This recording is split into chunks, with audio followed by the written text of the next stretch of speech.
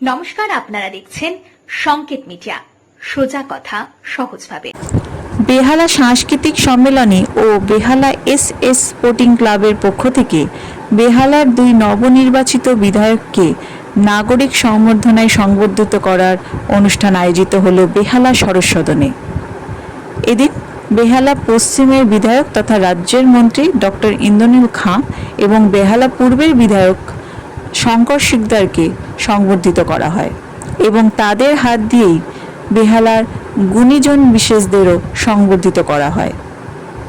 এই অনুষ্ঠান শেষে মন্ত্রী এবং বিধায়ক নিজেদের কি অনুভূতি জানালেন এবং বেহালাবাসী তথা বেহালার গুণীজনেদের কাছ থেকে নানা আবদার, নানা দাবি শুনে তাদের কি প্রতিক্রিয়া জানালেন তা সরাসরি শুনে নেব।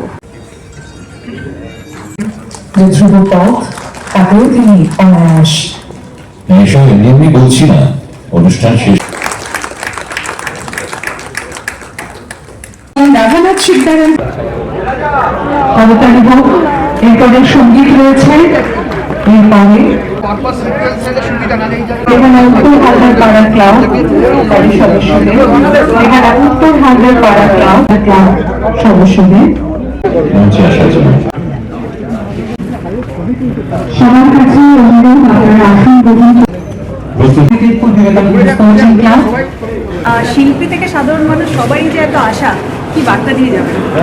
দেখুন, মানুষ আশা রেখেছেন, ভরসা রেখেছেন এবং সেই জন্য আমরা বেহালার সম্ভব হয়েছে যে আমরা ভয়কে আউট করিয়ে ভরসাকে ইন করিয়েছেন এবং বেহালার মানুষের কাছে আমরা কৃতজ্ঞতা এবং ধন্যবাদ জ্ঞাপন করি, কারণ তারা আমাদের সেই সুযোগ দিয়েছে মানুষের প্রত্যাশা এবং আশা ভরসাকে পূর্ণ করার জন্য। নমস্কার।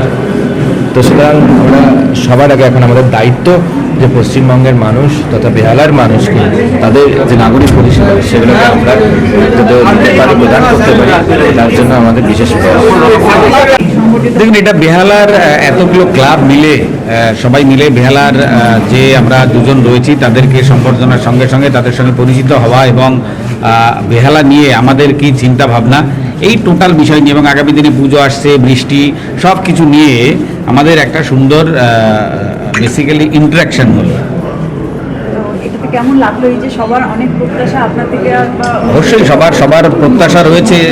আপনারা শুনলেন, জ্ঞানী গুণীজন যারা আছেন তাদের প্রত্যেকের একটাই কথা যে বেহালার এবার বেহালা দশা থেকে বেরোবে, তারা সবাই প্রত্যাশা করছে এবং এবার আমাদের রিটার্ন দেওয়ার সময় যে আমরা সেই প্রত্যাশা কতটা পূরণ করতে পারবো সেটা সময় বলবে, এখনই আমরা কিছু বলবো না। Subscribe our channel, press the bell icon.